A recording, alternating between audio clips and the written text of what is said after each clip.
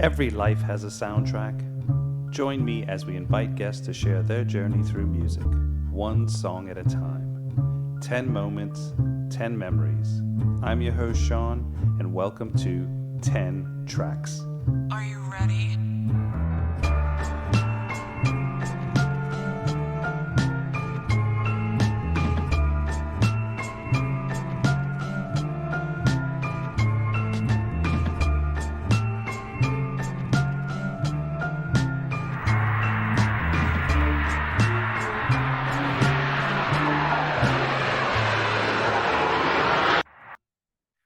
Welcome to 10 Tracks. My guest today is Jared Talbot. He's a fellow native from my hometown of New Orleans. He's also my cousin.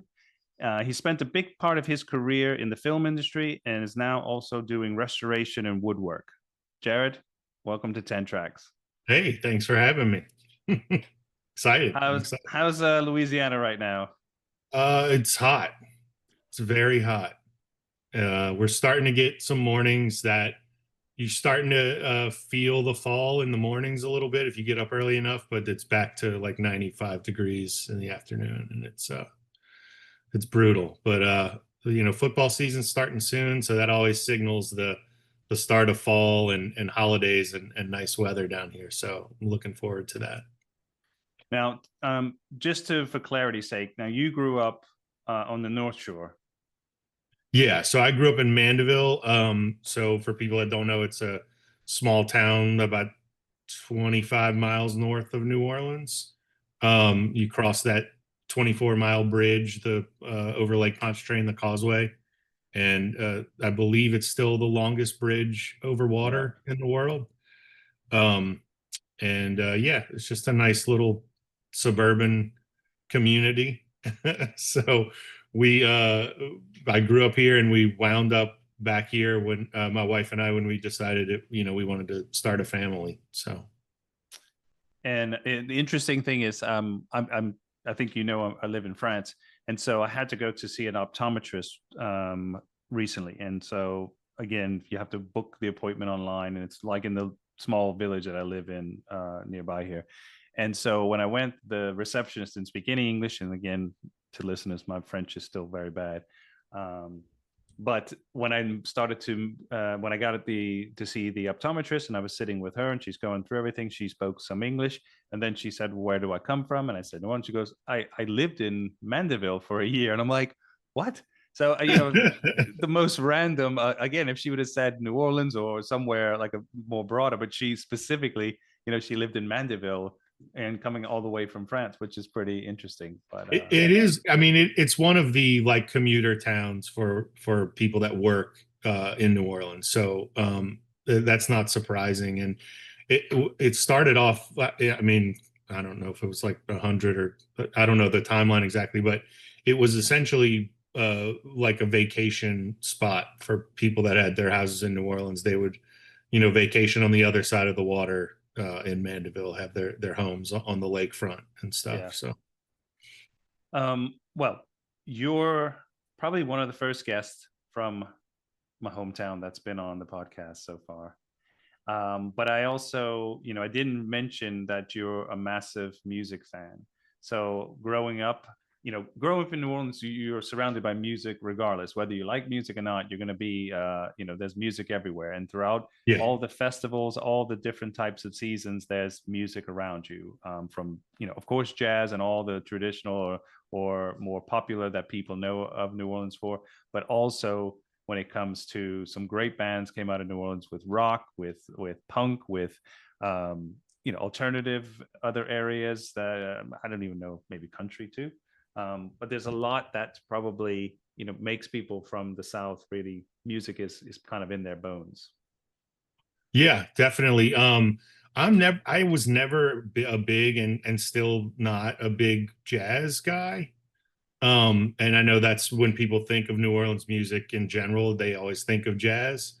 But I mean, nowadays there's a ton of especially in the 90s, you had a huge rap hip hop and rap scene in New Orleans with No Limit Records with Master P and all his crew, and Cash Money Records, all those guys. That's, you know, Lil Wayne came from that. Well, And you Little had Wayne and some. I actually went to school together.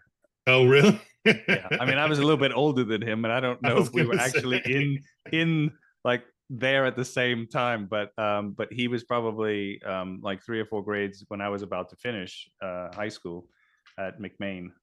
Shout Oh, out to wow. McMain. But yeah, I mean, New Orleans is just, it's kind of known for that, being a very, you know, music being a big part of the culture in the city. And it it stinks now. We're not, it's tougher. It seems every year it gets, well, it ebbs and flows, but we don't get as many shows in New Orleans. And I mean, when I say shows, I mean, you know, like club type shows or House of Blues type, that size venue. You don't get as many of those coming through as you used to. Now you still get the Taylor Swifts and the whoever's going to play Arenas. the Superdome. Yeah. But for a while there in the 90s and 2000s, I mean, we had a good run when I was in my 20s where it seemed like everybody was stopping in New Orleans on tour, and so I was able to see just a ton of bands, you know, at that time, and that was really really awesome to be able to do that without having to travel, you know. Yeah, and I remember in the '80s going to concerts, whether it was from punk alternative to even some pop. They would play at smaller venues, and as you know, when you can able to go to those, some we had to do it a little bit on the slide to get into these Mhm. bars when you're underage. But I mean, New Orleans was pretty big for underage. Like they would let you like all ages to get into some of the punk Mhm. concerts and things like that. Yep. But so many great bands, especially European bands or British bands, would come over and they would play in these small venues, and you get to Mhm. see them at their peak. At these more. I mean, I saw the Red Hot Chili Peppers at Jimmy's, if you remember Jimmy's. Yeah. Yep. I was gonna Um, say I went to Jimmy's once or twice in the early mid '90s.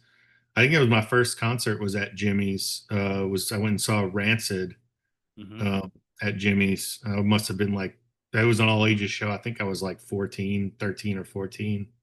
Yeah. You know, somebody's mom drove me and a bunch of my idiot friends to to see Rancid at Jimmy's, and it was fun. I had a lot of fun at that show. Well, let's unpack some of your songs here, and we'll start with track one. This is the Stooges Yeah. off their second album, Funhouse. This is called TVI. Yep. TVI.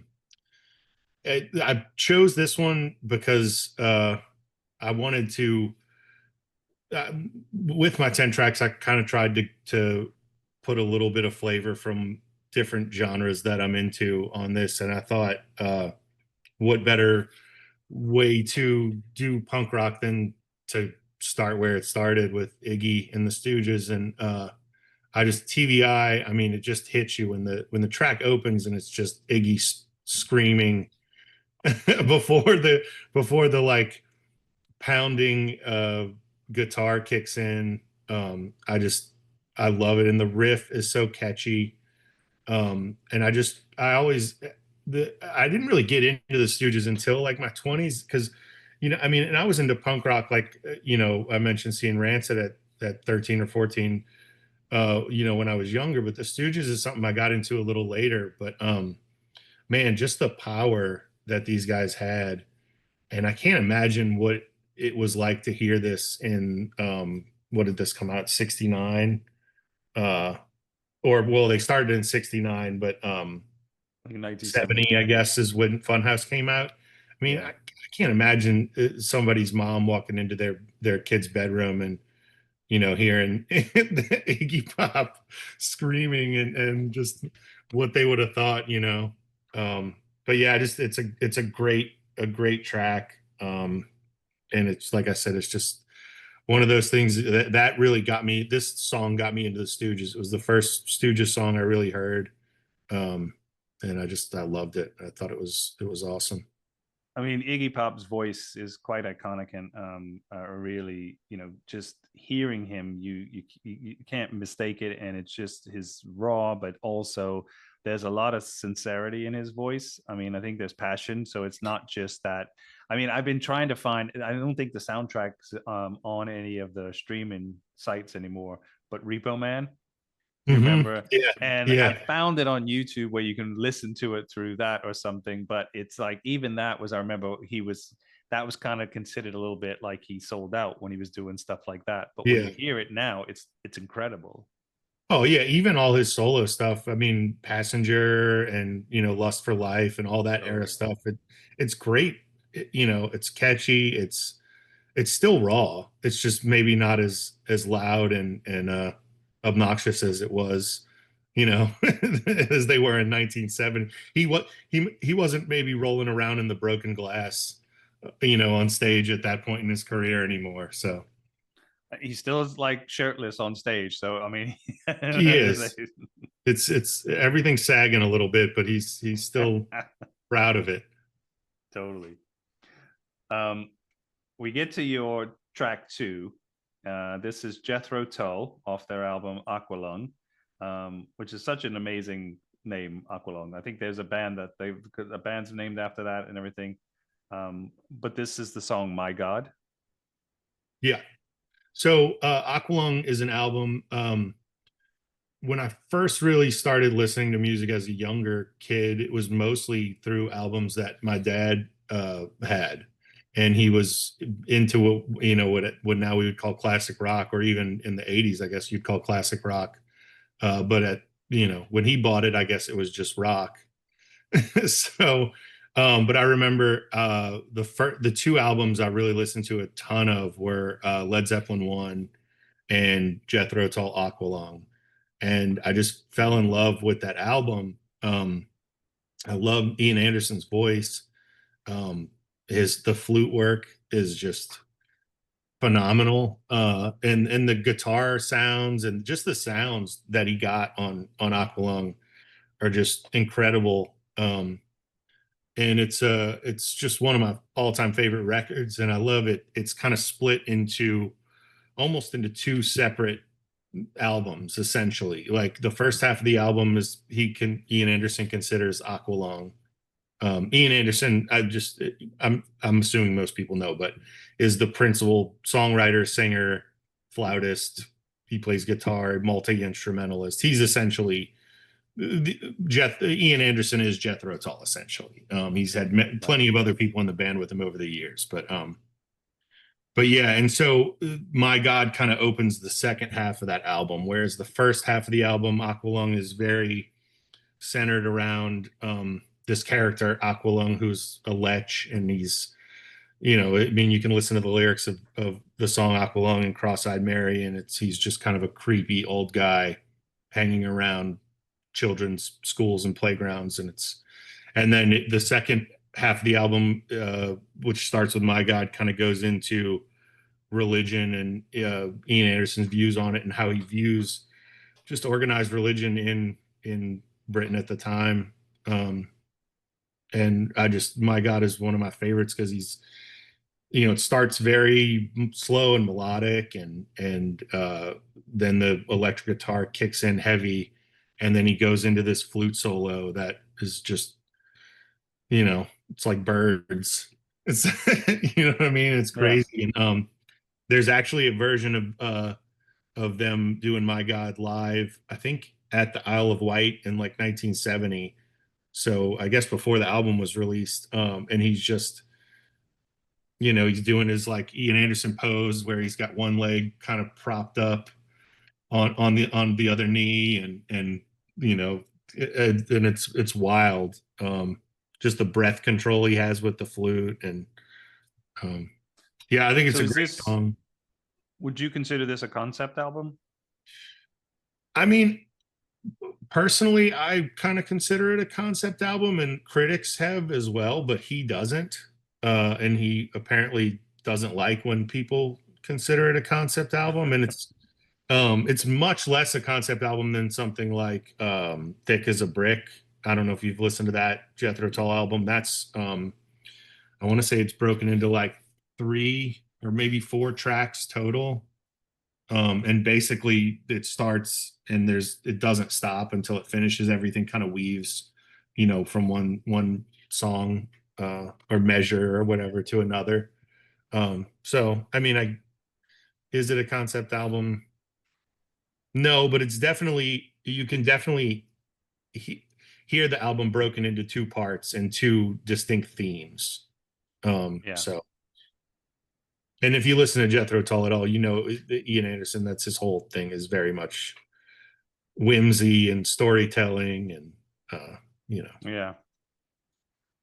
Tell us a bit more about, you're big into or avid like into movies, and you worked in the film industry for a while, and also you're big onto video games. Yeah, so the movie thing. So I'm a big horror movie fan. Okay. I've always loved horror movies. I think it started my aunt Jean. I remember as a kid, we had stayed at her house one weekend and she let us watch The Exorcist. Oh, Now it was on cable, so we didn't get all the really you know um X-rated parts or R-rated parts out of it.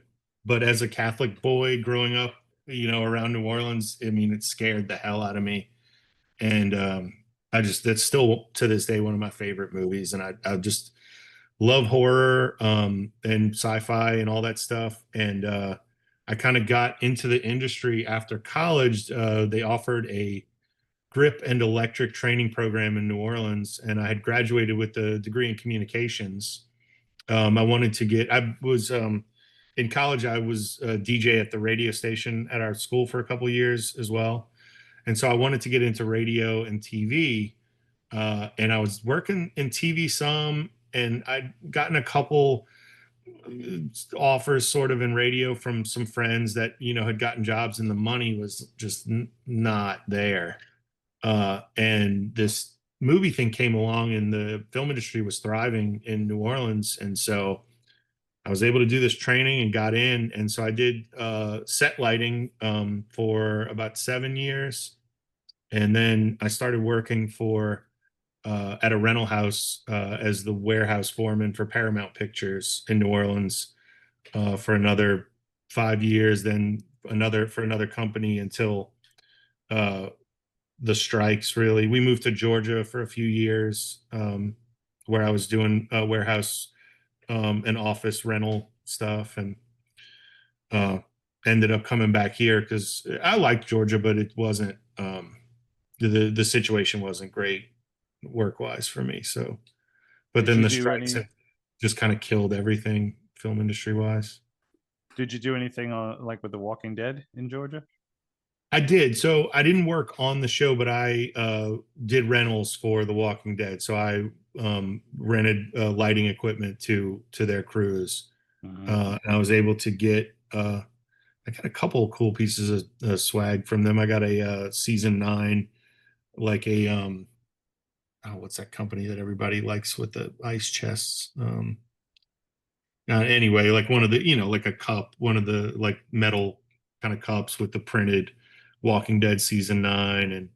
And we lived actually right down the street, well, down the street, a couple miles from the town, Sonoya, Georgia, where they filmed all the Walking Dead stuff. And so Oh we'd go wow. visit there every now and then. In the town, it was just this tiny, tiny little town, and they basically became a little tourist attraction for Walking Dead fans. They have the Walking Dead museum in the middle of the town, and the Alexandria, the city where all the people lived in the show, is kind of built inside this little town in Georgia. So that was really really neat. And I worked on a bunch of the this at this time when we were there, they were doing all the big tentpole Marvel movies at Pinewood Studios where I was working. And so I got to work on Avengers, Ant-Man, WandaVision, Spider-Man. We did Suicide Squad. Hmm. So we did a ton of big stuff there. It was fun. Wow. So there's a lot of they filmed a lot in Georgia, Yeah, yeah. and that's outside of Atlanta, right? Well, Atlanta is the biggest city in Georgia, I believe. Yeah. So Georgia's the state, and then Atlanta. But yeah, we were outside of Atlanta, it's like southeast of the city, or southwest of the city. I'm sorry. Okay. And then when it comes to video games, are you big into more like horror games or zombies, or what's your real genre? I really like everything. I play a lot of, horror mature titles, but I mean, recently the what I'm playing most is the new Donkey Kong game on the Nintendo. Especially since we've had kids, I've kind of gone back to more of the Mario and the kid stuff, because my youngest daughter is, both my daughters like video games, but my youngest one will literally get home from school and be like, "Daddy, let's sit down and play," or "I want to watch you play," or Yeah, so yeah. it's a lot of fun, and it's nice to be able to share that with them. And had a gigantic video game collection of retro stuff from the 80s and 90s for a while, that most of it's been sold off at this point. But when we were in Georgia, we had the house we had a large finished basement, so I had space for excuse me, for most of my collection. And back in Mandeville, we have a smaller house, and so I, you know, started selling off. That's what got me into really the selling. My brother and I do some conventions, toy shows, and we have a booth that we set up and sell toys and stuff. In my office, I'll have to send you some pictures. It's calling it an office is kind of Are they misleading. still pristine? You have everything in the boxes and stuff? Some of them, yeah. I got a decent amount of stuff. I have some original, like 1980s Ninja Turtles, like, still in the package. Other stuff I have, like, I don't know. I mean, this is kind of deeper cuts, but like Silverhawks in the package. It was like one of those, they had in the 80s. You had He-Man became popular, and so they had this run for a few years where these companies would um, create these cartoons essentially to sell action figures. Yeah. And so I have a good bit of that stuff from that era, and then modern stuff as well, and then a ton of movie memorabilia, signed posters from Night of the Living Dead, and The Exorcist, and Rob Zombie movies, and all kinds of different Yeah. stuff. So but it's fun, and it's I'm always chasing that nostalgia fix. So We get to track 3. Now, this is a 60s band, the Shangri-Las, probably one of the yeah, more prominent of the 60s kind of girl bands that really were kind of more outspoken and kind of iconic. This yeah, song is Give Him a Great Big Kiss. yeah. The Shangri-Las are great. Two sets of sisters, one set of identical twins, and then the other two were sisters as well. Um, and Also something that my mom, I remember when I was a kid, used to always play.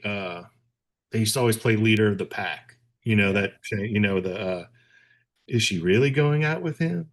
And, and so um, I always loved that song. I thought it was so cool. And then Give Him a Great Big Kiss is just that's just my favorite Shangri-La song. And I love them. They're just a huge influence on a lot of my favorite bands, like the Ramones and the New York Dolls and Yeah. the Damned. And they had that. I guess I was reading the other day, because I was trying to do a little research on some of this stuff. But their whole image, they had kind of their image with the leather jackets and like the streetwise tough girls. That was they did for basically when they put Leader of the Pack out.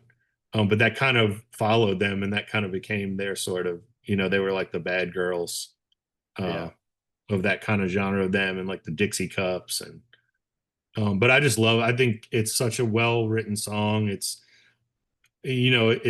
got that, if you think of the 1960s girl groups, that's what you would think of as that sound.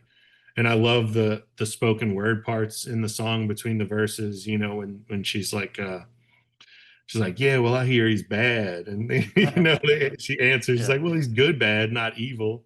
Um, How does he and how does he dance? Close, yeah, real close. real close.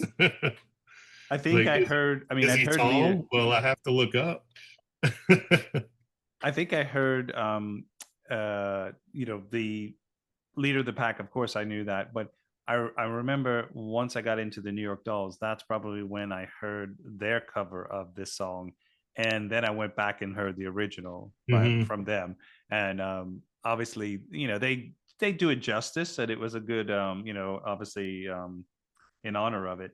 But this is a great song. It's just that kind of captures that sort of sound. And but it's very like almost like this is pre girl power. It's still kind of Yeah. like has that sort of like sound to it. Yeah, the David Johansen starts looking for a kiss with the same, you know, when I say I'm in love, you best believe I'm in love, LUV. Yeah. And I always thought that was cool, and I didn't realize that that came from the Shangri-Las until you know, much later than I'd heard the New York Dolls song. And then one of the songs that when I was in that band, after I was in a heavy metal band after college for a couple of years, and so one of the songs we did, I started off with that line, just because I thought it was so cool the way David Johansen did it. But With your metal band, what was the band called? we were called Gray Skull, Gray Skull. Grayskul. Okay. And And this, it's what year would this have been that you guys would have? Uh, I think we have one album that we recorded just independently. It's on you can find it on streaming. And I believe we recorded that in like 2008 or 2009. But we started around '06 uh and played till about 2010, I think. Okay. Just really Wow. locally. And it's just southern metal. All Yeah, I mean, New Orleans had a bit of a scene back in, like, definitely in the '80s and '90s.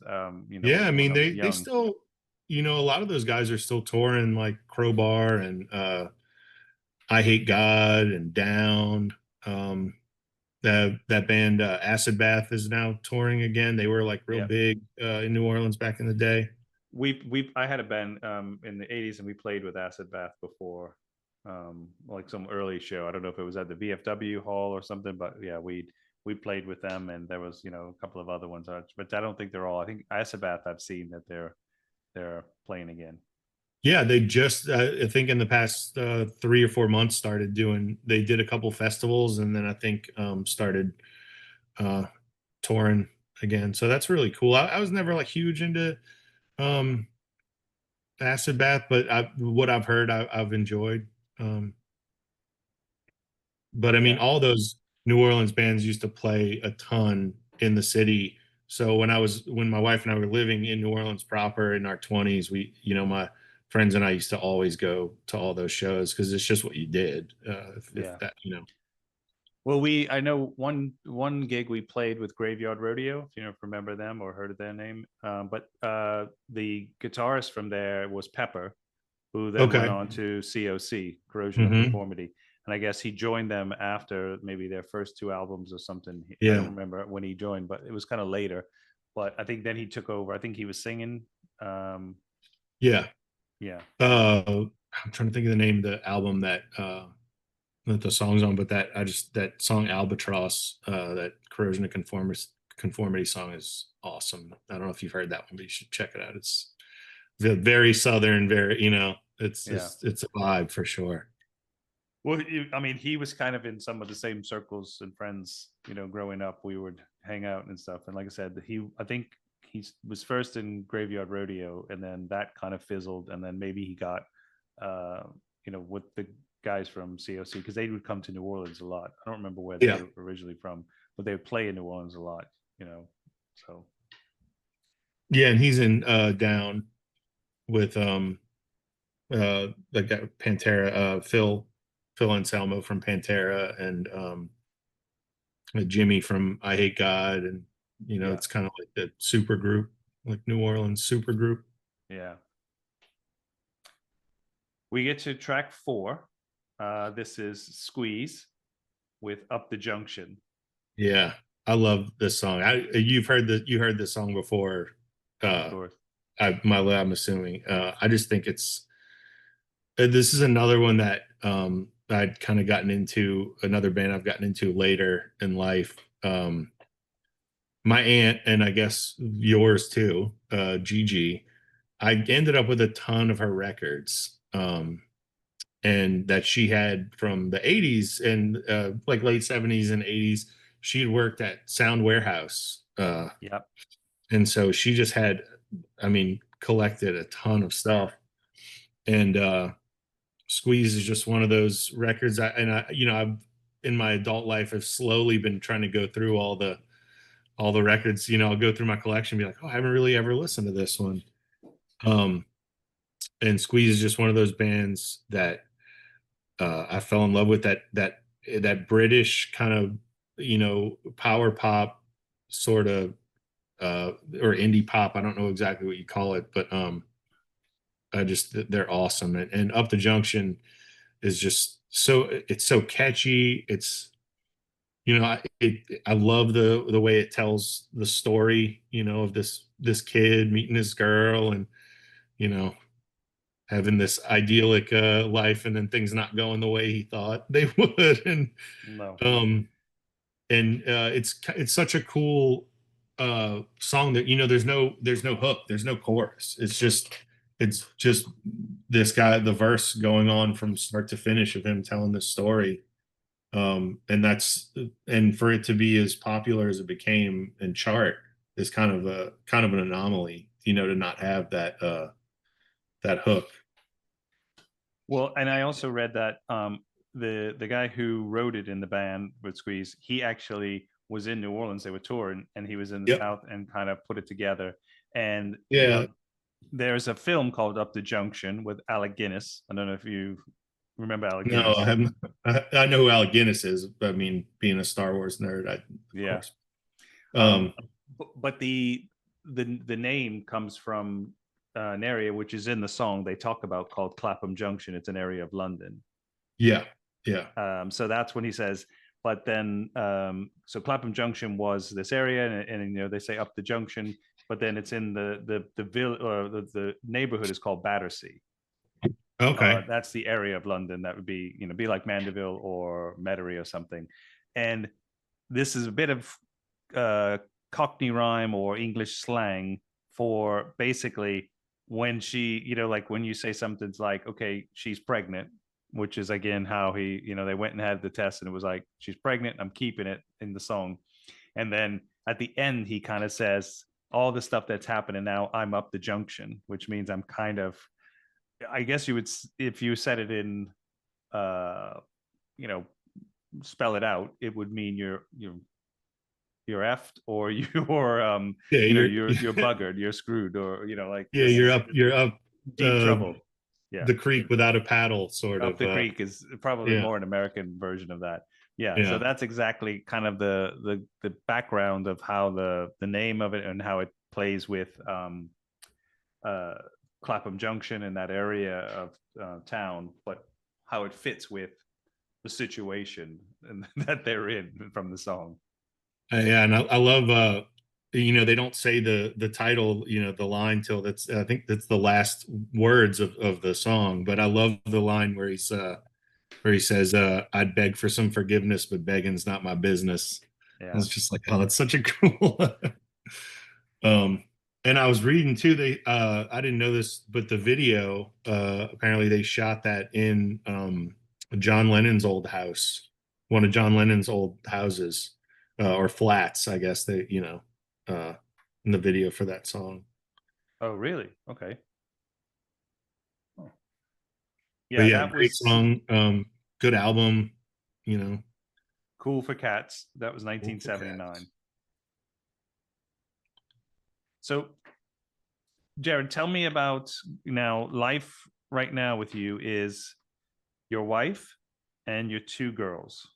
Yes, my So you're wife. a little outnumbered in terms of Yeah, the hierarchy in the household. yeah, yeah. My wife Stephanie and I have two daughters. Eleanor is 11, just made 11, and Alice just made 8.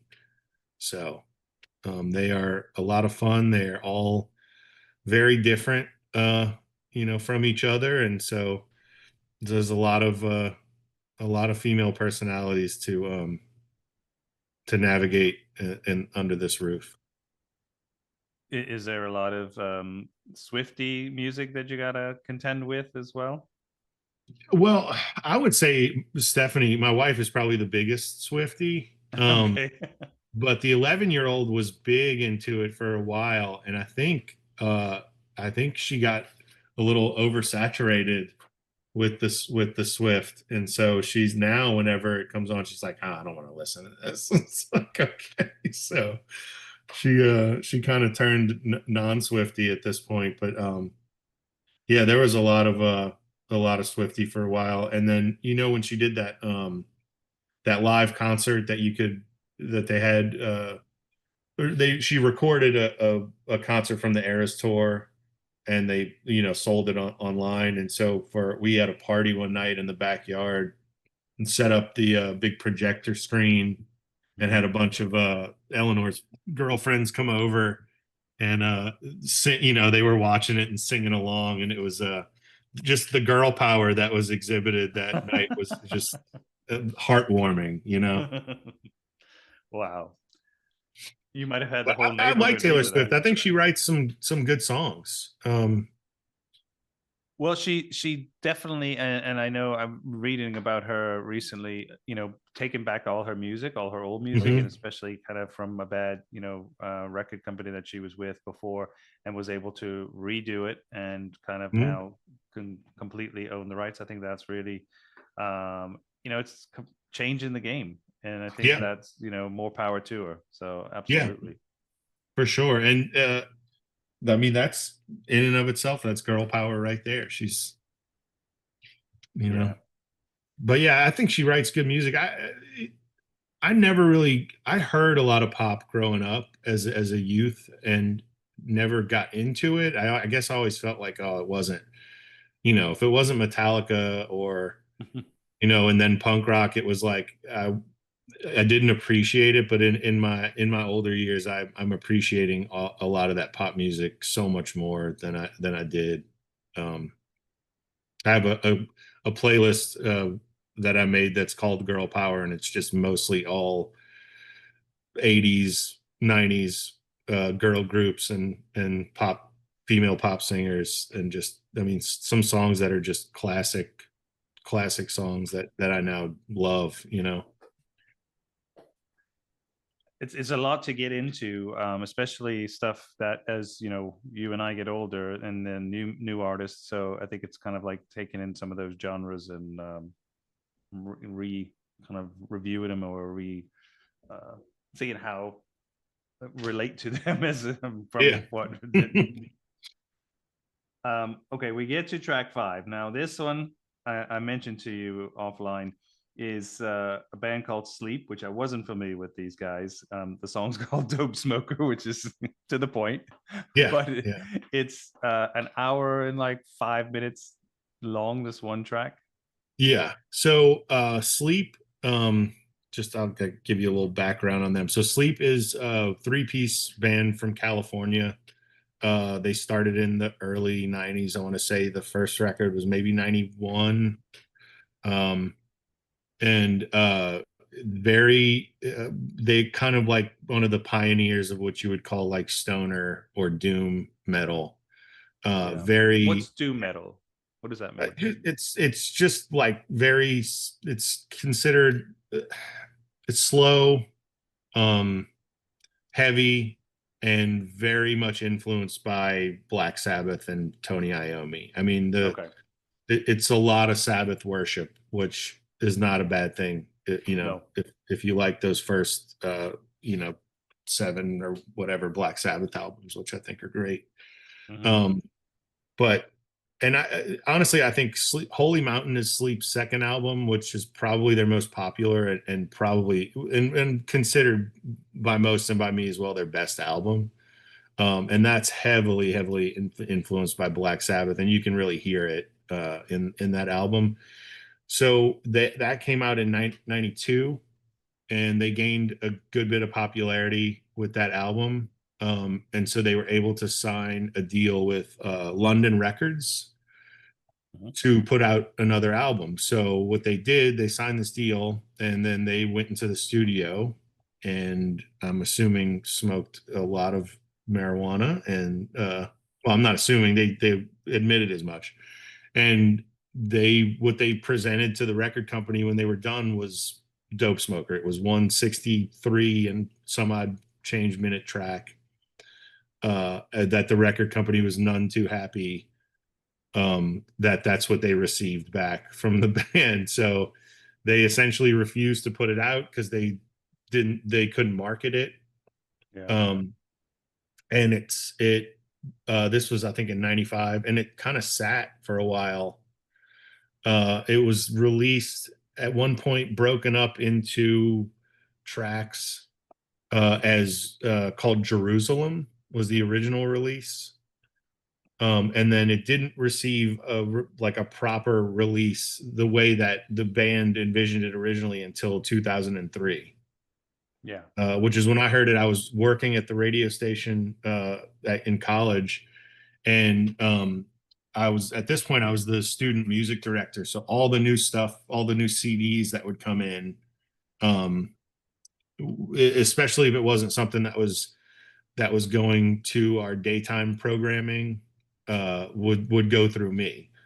So, I mean, I got a lot of free promo CDs and learned learned about a lot of bands that way. But I remember getting that album in, and the cover, I was just so like, I was like, oh, this has to be rad, because the cover was so cool. And I put it on and was like, man, this is weird. And you know, uh, and it was funny because I just, and that was the first thing I'd heard from Sleep, was Dope Smoker, and I just thought it was so odd and just cool the way that they had done that.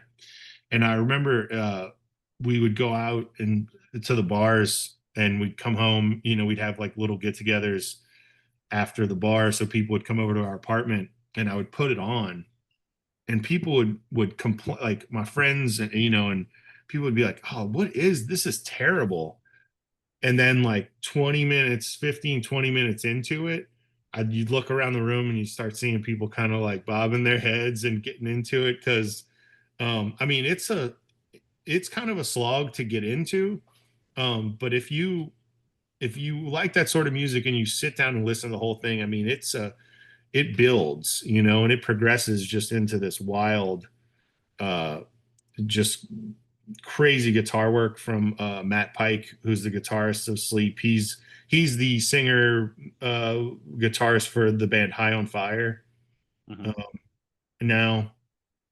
And yeah, it's just, I mean, it's one of those things that one of those records you just have to hear it to understand. And it's, the barrier to entry is definitely, I understand, it's not something you can just pop on. You know. Well, you currently have the record for the longest track so far picked, selected. You beat my friend Glenn, who was on a few weeks ago, with a Jean-Michel Jarre song that he had, which was 45 or 47 minutes. And I was like, Oh, okay. that's practically outside of a vinyl, Yeah. record anyway. But this is definitely takes the bacon and kind of it's an hour and Yeah, well, like I said, but off air, I kind of cheated with this one because it's, essentially I put a whole album as one of my tracks, but it is technically one track. it is. It counts.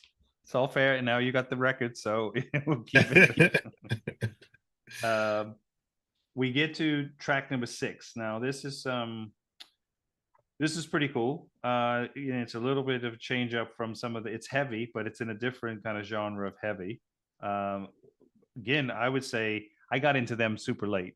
So, early, I was big into some other rap bands, but not these guys. But they're iconic. Wu-Tang Clan. This is off their second album, I think. Yeah. Triumph. And Yeah. the thing that I noticed, and I don't know if this was something that's important or not, but I think all nine of the 9 or 10 of the members sang on this. It's like a 6-minute track. Yeah, it's either five something or six something, and everyone has a verse except Old Dirty Bastard, but he kind of does he's kind of the hype man on this one. He does the intro, and then Gets it and started. then Yeah. over the bridge as well. But yeah, Wu-Tang Clan, I mean, I think everyone knows who, unless you've lived under a rock, you know who the Wu-Tang Clan is. Wu-Tang Clan is just my favorite rap group. I love the idea. I love the whole, kung fu aspect of it. And, to me, they were almost like, part rap group, part like comic book characters. Everybody having that persona. And I thought this was um, a good Wu-Tang song because it does have everyone on it, and it's got some of the strongest verses. Mm-hmm. Uh, and I mean, just the intro verse that Inspector Deck does is just some of the stuff that he's rhyming is just no, you weren't hearing that at the time. Yeah. And they kind of made Wu-Tang kind of made a point with this album when they put Wu-Tang Forever is the album that this is on, and when they put that out, they made a real point to be like, this is about us being MCs and bringing hip hop back to MCing. Like, it's not a fashion show, you know what I mean? It's not about dressing up and flashing stacks of dollars around. It's about real hip hop, and I love that. And I think it's a great song. The video is wild. It's got some really terrible CG, like 1997 CG effects on it. And again, there's another song with no hook, with no Right. chorus. It's just nine, I believe it's nine verses, because I think they're 10 with ODB. I'd have to list them off and count, but it's just, verse after verse after verse of just, I mean, great, nine great verses. Everybody like goes hard on the song. And they got radio play. Yeah, yeah, and it got radio play. So they kind of stood their ground and said, we're not going to edit this. We're not making a radio version. This is the radio version. Take it or leave it, which is pretty Yeah, cool. yeah. I mean, they did have a radio version in the sense that they edited the profanity, but it wasn't. They didn't. It wasn't one of the radio versions where they cut a 8-minute track to a 3-minute one so they could play it on. Yeah. But yeah, I love Wu-Tang Clan. I I kind of went. You go through phases in your musical journey as you grow, and I definitely went through a big rap and hip hop phase in my late teens, early 20s. And Wu-Tang was probably the biggest part of that and all the New Orleans stuff. But Mhm. Wu-Tang was definitely at the center of it. I had all the Wu wear t-shirts and stuff that you get at the mall. The I don't know if you've seen the film version of The Gentleman. It's a what's his name? It was Matthew McConaughey was in it, but in the UK, and the same director who did Snatch and forgetting his name. Guy Ritchie. Guy Is Ritchie, that- yeah. And there's a bit in the movie where these guys are putting this thing where they're like, stealing some weed because that was part of like in the movie, and they use it's not Wu-Tang Clan, but it's Wu-Tang song, or an old Dirty Bastard song, the one Shimmy Shimmy. Uh, yeah, yeah, it's a great and song. it's done by another. It's like he does this Wu-Tang kind of collection, and it's not orchestrated, but it's definitely he's kind of remixed it in his own and using some voices and stuff, and he has like these young kids singing the Wu-Tang kind of bit. I'll have to send you the link because it's actually pretty cool. And Oh, that is cool. and it was used in the movie. And I remember hearing, I was like, I know that it was about the Wu-Tang Clan because it's mentioned in the song on in the movie. But when I found the album that it was done, and it's like a whole homage to, and I don't know if he's worked with them, and maybe he did some work with them, and that's how was able to collaborate or do something. But it's really cool. But you should Yeah, check it out because I yeah, usually have that song in some, like, one of my gym mixes or something that I need as like a to pump it up. the RZA does a lot of stuff with film in the past 10, 15 years. I know he scored the Kill Bill movies, I believe, with Tarantino, and then he's done some other film stuff. Oh, And I mean, he's just the RZA's my favorite. I think he's just, I love the they talk about, I think it's on the first Wu-Tang album, and there's a, like a part between songs where they're talking and they talk about how they form like Voltron, and like every part of the Wu-Tang is a different part of Voltron. mhm. But that was a cool analogy. Well, I have to send you the thing. It's El Michel's Affair. That's the name of the artist. Okay. And this, where the track that was used in the film, but it's like one of the bigger, kind of more, the sound is the Shimmy Shimmy Ya, which I guess is from the Old Dirty Bastard song of his solo album, I think. Yeah, that's from his first solo album. That was the first single off of that. Yeah. So you'll have to check it out and see what you think. Yeah, definitely. That's awesome. We get to track 7. This is now we'll go back to the UK. This is the Kinks from the 60s. This album is 1971, and it's called Yes. Muswell Hillbilly. Yeah, so this is the Song. title track off the Kinks album, Muswell Hillbillies. Yeah. Um, I did say the Ramones were my favorite band, but probably the Kinks are probably my favorite band too. Well, it's 1A and 1B, I would say. Yeah, and this is my favorite Kinks album. They had a they had a string there. I mean, I like the old Kinks stuff as well. The you really got me in that sort of era. Mm-hmm. But they had kind of a run between, I don't know, I'd say like 60, like early 60s to mid 70s of just seven or eight just amazing records. And Muswell Hillbillies is just, I think, from start to finish is just a great record. Um, it's got a lot of like country influence to it. And I was reading that they used like older equipment to record it, so it kind of gives it a more, a vintagey sound, even in 1971 or what. But yeah, just Muswell Hillbilly. I think it's a really great track. It's catchy. It really showcases Ray Davies' songwriting. I mean, I think that man. I don't know if it's him or Jeff Lynne. I think are the masters of crafting just amazing pop songs and just catchy pop songs. Uh, I know everybody loves the Beatles, and I like the Beatles as well, but I think the Kinks are far superior to the Beatles. Come at me if you want for that for that take. Nope. I'm a big Kings fan, so I get no no beef there. I think that if you listen to, they've done, like you said, I totally agree. So many iconic songs and great songs, and just things that when you listen to even punk bands, that they were kind of like the first mods.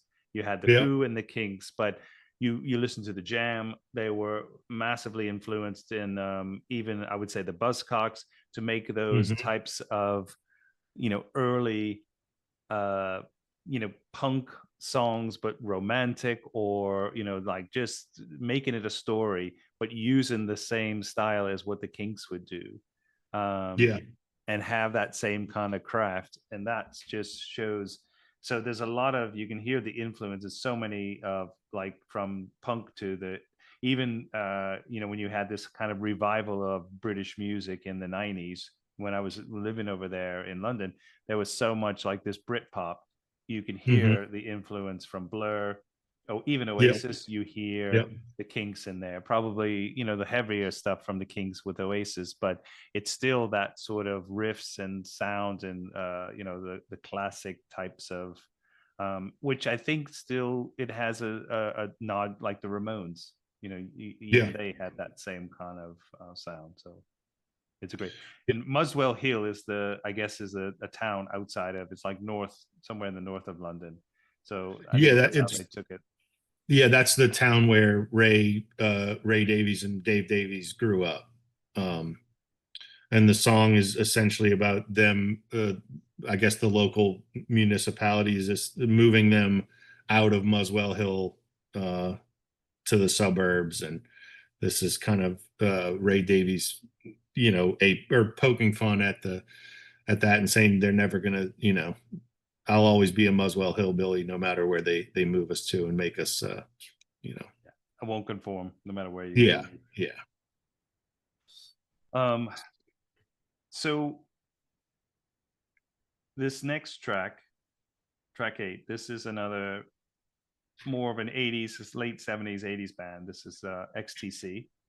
yep. This is off their album Drums and Wires, and it's a great song, Making Plans for Nigel. Yeah, this is another one that I got the record from our Aunt Gigi, and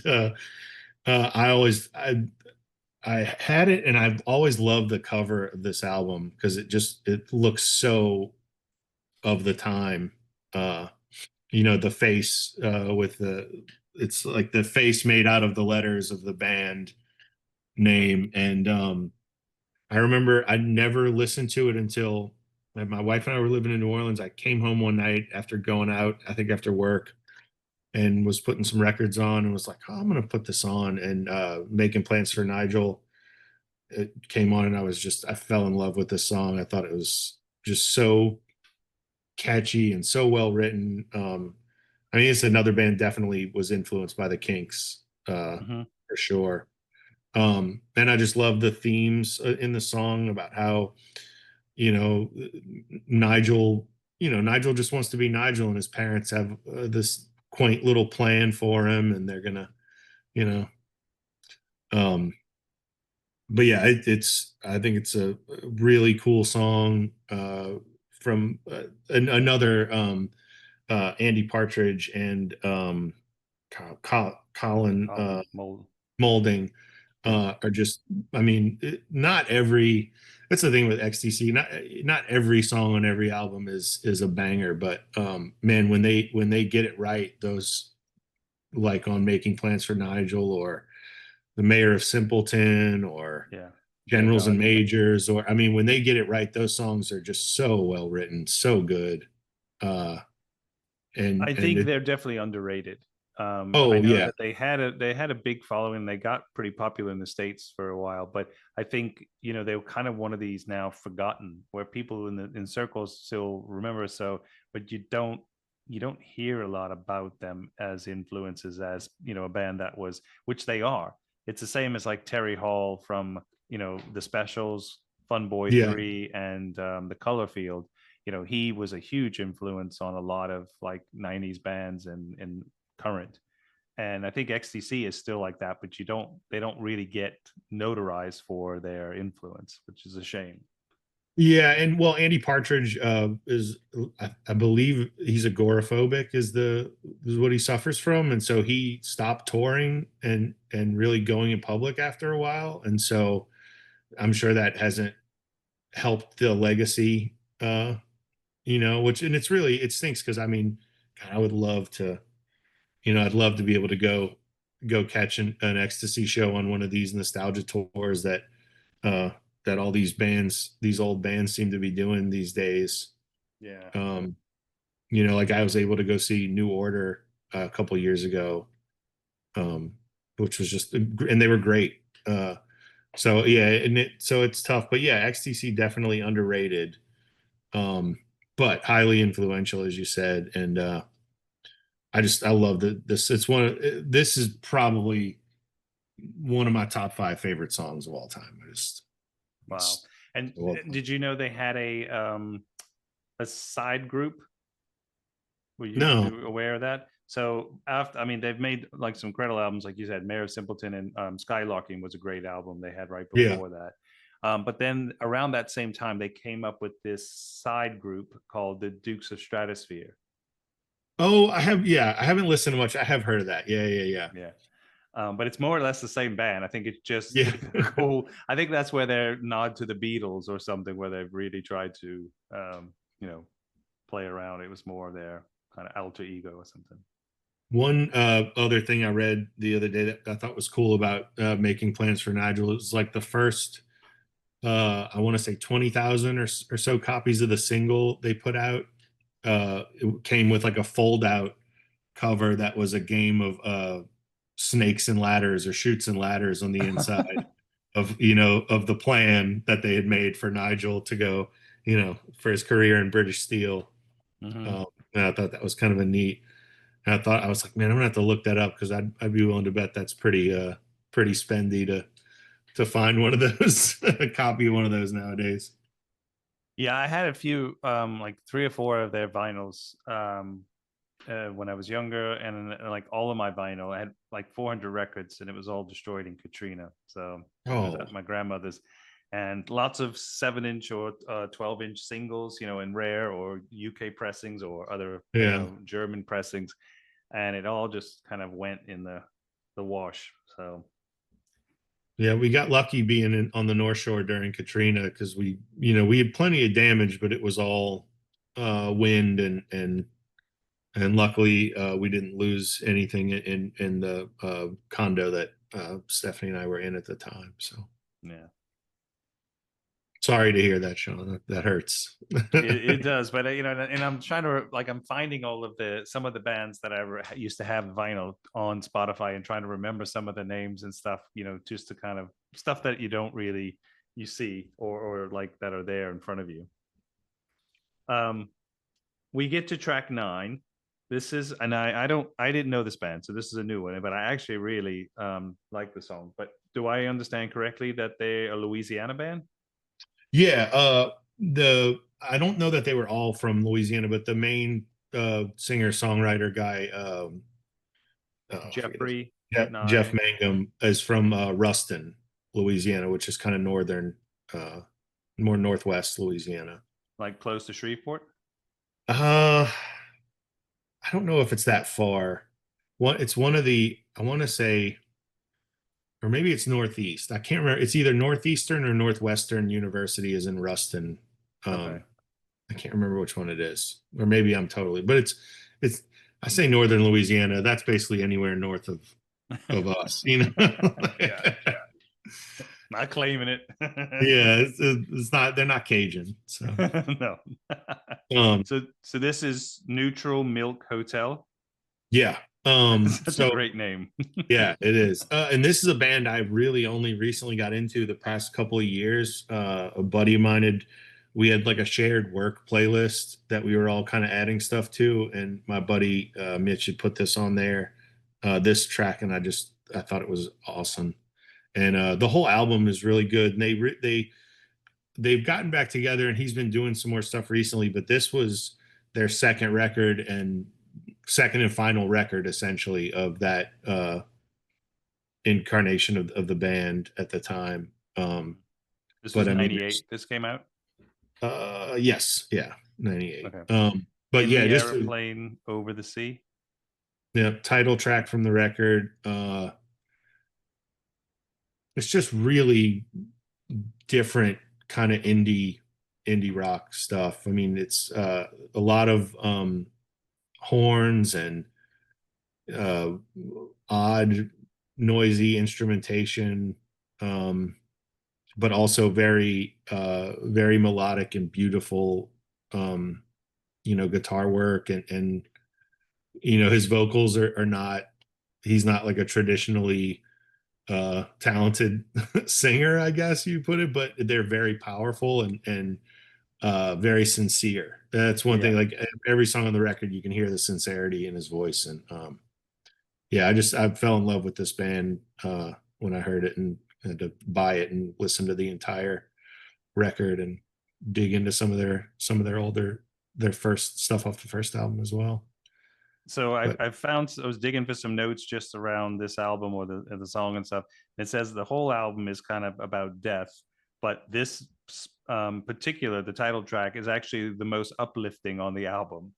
yeah, and he apparently he came up with it. He was in the yard at with his girlfriend and just had said, "Oh, I got an idea," and like ran in inside, got his notebook, and wrote the song. Yeah. And apparently, a lot of the themes on this album were influenced by the writings of Helen Keller, or not Helen Keller, Anne Frank. I don't know why I Yeah. confused that. Uh, so he was reading, Anne Frank stuff at the time, and this track, and then Two-Headed Boy is another track on the album that is a really, really cool track. And there's actually if you get a chance to look it up, there's a cover that I don't know if you've heard of the Dresden Dolls. I think so. That the Dresden Dolls do like a live cover of Two-Headed Boy on YouTube, and that is just really great. I forget their singer, the woman's name, but man, she just kills it. And it's just her and the guitarist, and like an acoustic cover of it. Cool. So in terms of your like music, are you playing still or doing anything with any of the old band?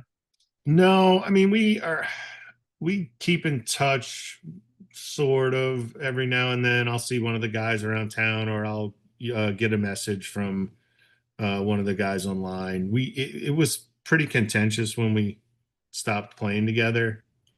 Um, so it You were was. singing, right? And I was singing, yeah, I was singing, and I wrote all of the lyrics. okay.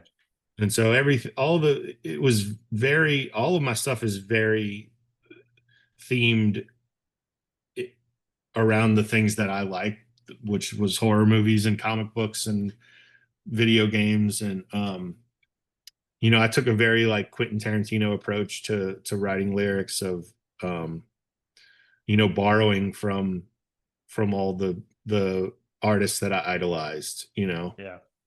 Uh, and so we had creative differences, I guess, and Okay. they decided they didn't need me in the band anymore, and that they were better off without me. And then that lasted all of about a month or two, and then they were not playing Right. together in that band anymore. So Well, I mean, if you listen to some of the early Misfits, I think our first couple of albums, a lot of their songs come from old. They have like Fearless Vampire Killers and stuff like that, which are old yeah, movie titles and Astro stuff. Zombies, Yeah. all that stuff. Danzig was, I mean, even the Crimson Ghost, their mascot was taken from an old B movie. Yeah. Jared, we get to track 10.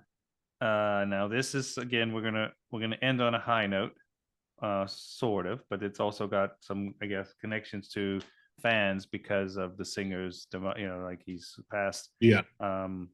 But this is I mean, I always make the connection to this to Joy Division. I don't know if other people do or if they just don't put that connection, but I thought personally that there's a nod to Joy Division from Michael Hutchinson here. This is INXS, Never Tear Us Apart. But Yeah. the title to me is a bit of a nod to Joy Division. But maybe I'm the only one that thinks that. I don't know. Oh yeah, I guess you could make that bridge.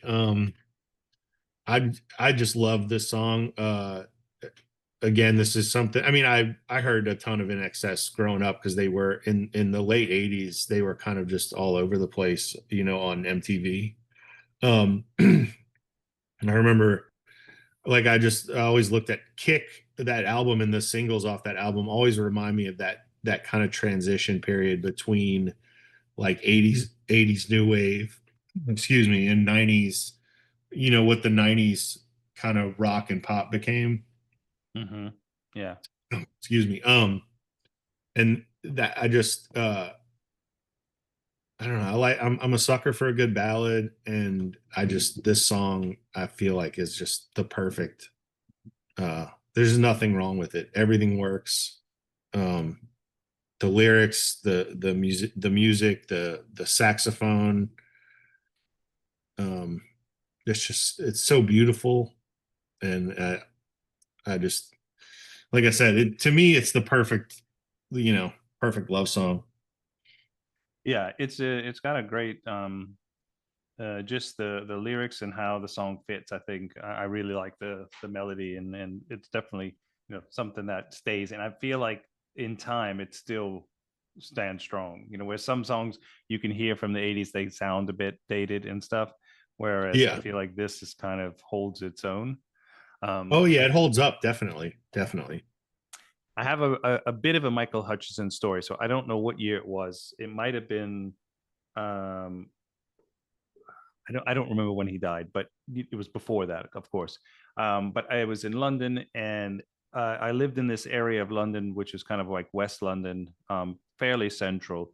And I remember I had a pair of rollerblades, and they weren't that good, and so I was trying to take them out on my rollerblade. And near where I lived, there was also a recording studio on one, like on there. And so I was trying to go down on these rollerblades on the sidewalk, and he's coming out of a recording studio that's like, in on my block, it's a long kind of road. And so one, they have houses, and then this was like a house that was made into a recording studio. Okay. And so he's running out to jump into like a taxi, and I'm almost going to run into him because I can't stop. And it was like the studio was on a corner, and I was coming to the corner, and the cab is right there, and he's about to trying to jump in from there and walk in, and I literally know who it is because I can see who he is, Yeah. and clearly. And at that time he was quite like in the papers and stuff because of, he had stopped dating the supermodel, and he was dating this other English woman who was married to the guy from, all of the what's his name, who did the, I'm trying to remember what it's. I'll remember and tell you.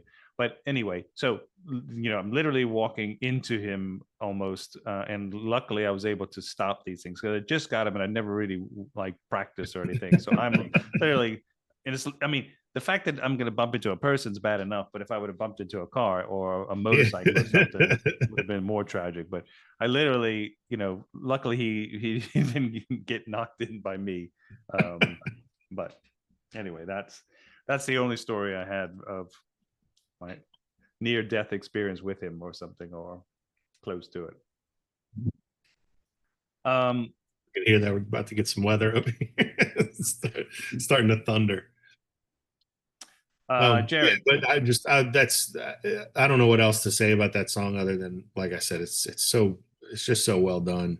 Um, and I love that album. I listen to in my older years, I find myself listening to so much just 80s, you know, pop and new wave because it makes me feel good, you know. it's a so it's on a, some of the records that you got from Gigi, are there any in there that you kind of like, okay, what's this? Or is there a lot that you just embraced and kind of took in? I mean, there's some stuff that is not, maybe not really my style. Um, and maybe I haven't, and there's probably some stuff I haven't given a fair shake to as well. There's like some Katie Lang records and, some Indigo Girls records and stuff. That's not necessarily, my thing, but, for the most part, if I've given it a listen, I've at least appreciated the things. And there's definitely uh, some bands I never, I guess I'd maybe heard a song or two from, but never really listened to that. Now I'm digging a lot, like Boomtown Rats or The Alarm. Mhm. Um, I mean, I never really heard The Jam uh before getting those records. The Buzzcocks were another one where I remember I, I'd gotten the singles going steady on vinyl from her and just thought, like, man, this is the greatest It's like, it's just like the Beatles if they were a punk rock band. You know what I mean? I love that record. But yeah, It's got more raw emotion than, you know, like, but excellent stuff too. and I keep hearing that why can't I touch it on I forget what the commercial is for, but I keep seeing it on on TV now. So I'm like, oh, they got the Buzzcocks on in commercials now. Jared, I want to thank you so much for being a guest today and sharing your 10 tracks.